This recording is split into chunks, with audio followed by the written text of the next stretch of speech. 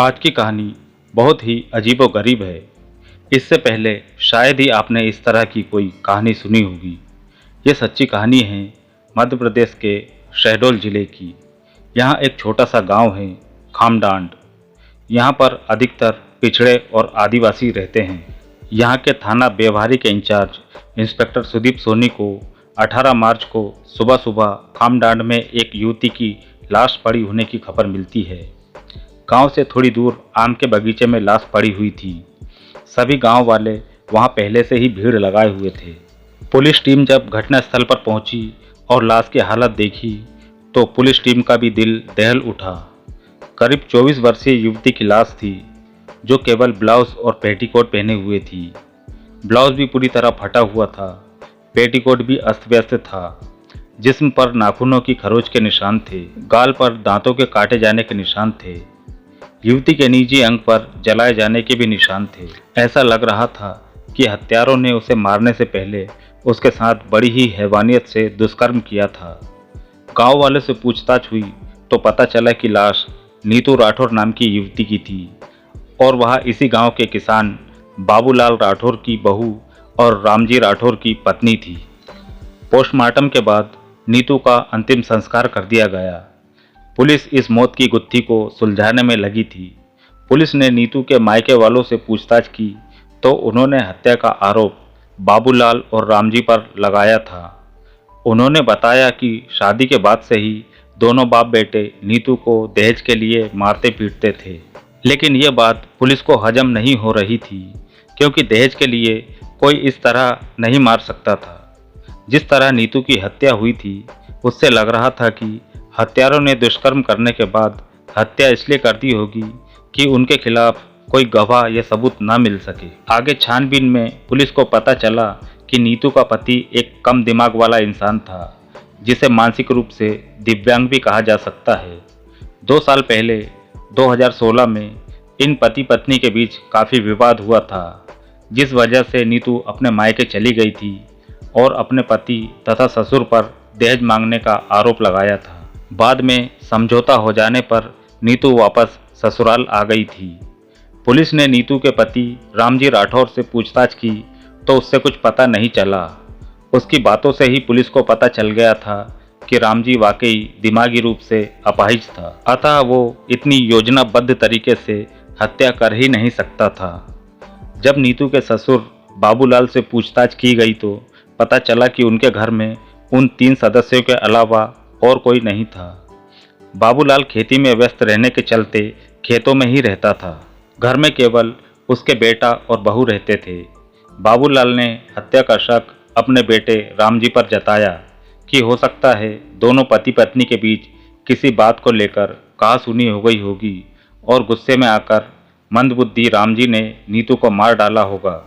लेकिन पुलिस इस बात को मानने को तैयार ही नहीं थी कि एक कम दिमाग आदमी इतनी योजनाबद्ध तरीके से हत्या कर सकता है। और दूसरी बात ये भी खटक रही थी कि आमतौर पर एक पिता अपने बेटे को बचाने की कोशिश करता है, लेकिन बाबूलाल तो अपने बेटे पर ही संदेह कर रहा था। पुलिस ने हर तरीके से छानबीन की, यहाँ तक कि नीतू का चाल चलन के बारे में पता करने के लिए महिला कांस्टेबल को भी लगाया, लेकिन उसके चाल चलन में कहीं खोट नहीं थी। लेकिन एक खास जानकारी ने इस मामले को सुलझाने में मदद की। पुलिस को पता चला कि नीतू गांव की दूसरी महिलाओं के साथ मजदूरी करने बेवहारी जाती थी और शाम तक घर आ जाती थी। 25 मार्च को यानी घटना वाले दिन भी वह मजदूरी करने गई थी, लेकिन लौटते वक्त वह गांव के बाहर खेत में अपने ससुर बाबूलाल से मिलने चली गई थी। बाबूलाल तो पहले से ही संदेह के घेरे में था, लेकिन कोई ठोस सबूत न होने की वजह से पुलिस उसके साथ कोई सख्ती नहीं कर रही थी। तब पुलिस ने एक नया तरीका आजमाया। पुलिस ने साधु संतों जैसा उपदेश देकर और गीता के पाप और पुण्य के बारे में प्रवचन देकर बाबूलाल से सच बाहर निकलवा ही लिया।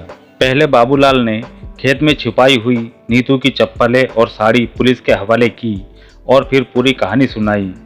बाबूलाल जब किशोर अवस्था में था तभी उसके पिता संतोषी राठौर की मौत हो गई थी। शादी के बाद पत्नी भी उसका ज़्यादा साथ नहीं निभा पाई, लेकिन सबसे बड़ी तकलीफ उसका मंदबुद्धि बेटा रामजी राठौर था।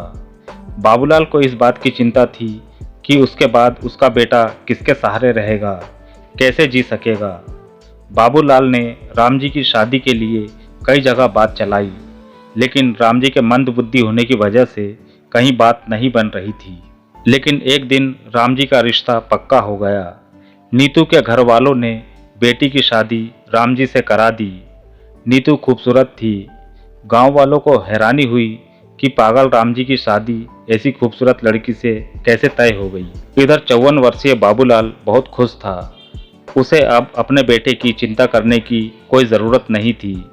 लेकिन इधर राम जी के लिए शादी, पत्नी, बारात सब बच्चों का खेल जैसे थे। बाबूलाल सोच रहा था कि बहू के आने से उसका बेटा सुधर सकता है। शादी की पहली रात कमरे में बैठी नीतू अपने पति का इंतजार कर रही थी और हसीन सपनों में खोई हुई थी। लेकिन इस सब से बेखबर राम जी कमरे में आया और चुपचाप सो गया। नीतू एकदम कुछ समझ नहीं पाई। बाद में उसने सोचा कि हो सकता है उसका पति झिझक रहा हो या फिर थकान हो गई हो, इसलिए सो गया हो। लेकिन ऐसा लगातार होने लगा तो नीतू परेशान हो गई। फिर एक रात नीतू ने संकोच छोड़कर खुद ही पहल कर दी। ये बात जानकर उस पर मानो बिजली गिर पड़ी कि उसका पति मानसिक ही नहीं बल्कि शारीरिक रूप से भी कमज़ोर था। वह शारीरिक संबंध बनाने लायक नहीं था। अब उसे अपने साथ हुए धोखे से बहुत गुस्सा आने लगा। इसी बात को लेकर अब राम जी और नीतू में रोज लड़ाई झगड़े होते। राम जी ने उसे मारना पीटना शुरू कर दिया था। इस वजह से नीतू मायके चली गई थी और दहेज की रिपोर्ट लिखवा दी थी। बेटे बहू के बीच विवाद की असली वजह जब बाबूलाल को पता चली तो वह भी हैरान हुआ। फिर बाबूलाल ने समझदारी दिखाते हुए नीतू को मनाकर वापस घर लाया। हालात देखकर बाबूलाल के मन में वासना का शैतान उठ खड़ा हुआ। वह नीतू से नज़दीकियां बढ़ाने लगा। वह नीतू की हर छोटी बड़ी ज़रूरत का ख्याल रखने लगा, जिससे नीतू भी अपने ससुर की तरफ आकर्षित होने लगी। इस तरह धीरे धीरे एक दिन ससुर और बहू की मर्यादा तोड़कर वो दोनों अवैध रिश्ते में बंध गए। उन्हें कोई रोकने टोकने वाला नहीं था। अब यह सिलसिला हर रोज़ चलने लगा।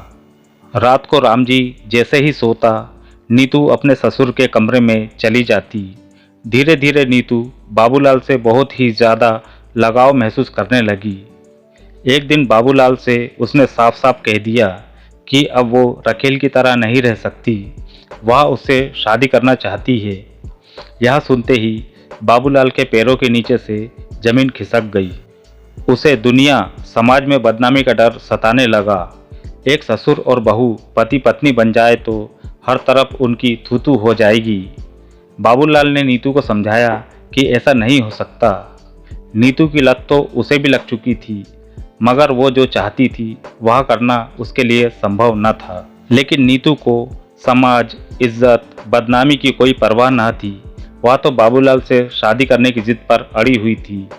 अब नीतू से बचने के लिए बाबूलाल ने बहाना बनाया कि फसल पक रही है तो उसे चौकीदारी करने के लिए खेत पर ही सोना पड़ेगा, और वह खेत में ही झोपड़ी बनाकर रहने लगा। अब जब नीतू शाम को मजदूरी करके घर आती तब तक बाबूलाल खेत पर जा चुका होता। कुछ दिन तो नीतू ने जैसे तैसे गुजार दिए, लेकिन वह बाबूलाल के बिना रह नहीं पाई। और एक दिन 25 मार्च को जब नीतू सहेलियों के साथ शाम को मजदूरी करके लौट रही थी तो उसे अचानक याद आया कि अगले दिन उसे मायके जाना है। तो वह जाने से पहले बाबूलाल से मिलने खेत पहुंच गई और बाबूलाल से कहा कि वह आज रात यहीं रुकेगी। बाबूलाल घबरा गया कि रात में दूसरे किसान बीड़ी और तंबाकू के लिए उसके पास आते रहते हैं।